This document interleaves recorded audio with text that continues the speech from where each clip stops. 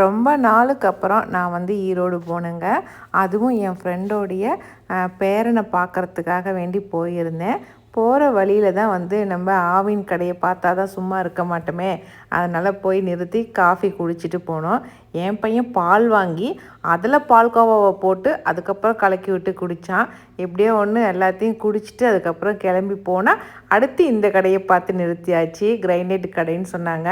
அதுவும் ஈரோடு போகிற வழியில் தாங்க இருந்துச்சு. பவானிலேருந்து நம்ம ஈரோடு கிராஸ் பண்ணுற இடத்துல தான் இருந்துச்சு. அங்கே எனக்கு ஒரு இடிகள் வாங்கணும்னு ரொம்ப நாளாக நினச்சிட்டு இருந்தேன். அந்த இடிகள் தான் வாங்கினேன். நான் வாங்கின இடிகள் இது தான்.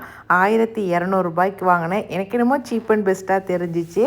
அப்புறமேட்டு ஒரு வழியாக என் ஃப்ரெண்டோட வீட்டுக்கு போயிட்டோம். அங்கே அவன் பேர குழந்தை நடக்கவே ஆரம்பிச்சிட்டான். அவன் வளகாப்புக்கு போனது அடுத்து அவங்க பேர குழந்தை நடக்கிறத பார்க்குறதுக்கு தான் நான் போயிருந்தேன். ஆனால் பொண்ணுங்க அப்படின்னாலே நம்ம ஃப்ரெண்ட்ஷிப்பை வந்து கடைசி வரைக்கும் நம்ம மெயின்டைன் பண்ணுறதுங்கிறது உண்மையாலுமே ரொம்ப கஷ்டந்தாங்க. ஆனால் ஜென்ஸ் அப்படிலாம் இல்லை. வயசான காலம் வரைக்குமே ஃப்ரெண்ட்ஷிப்போடு தான் இருக்காங்க. ஆனால் பொண்ணுங்கனால அப்படி இருக்க முடியறதில்ல பார்த்தீங்களா.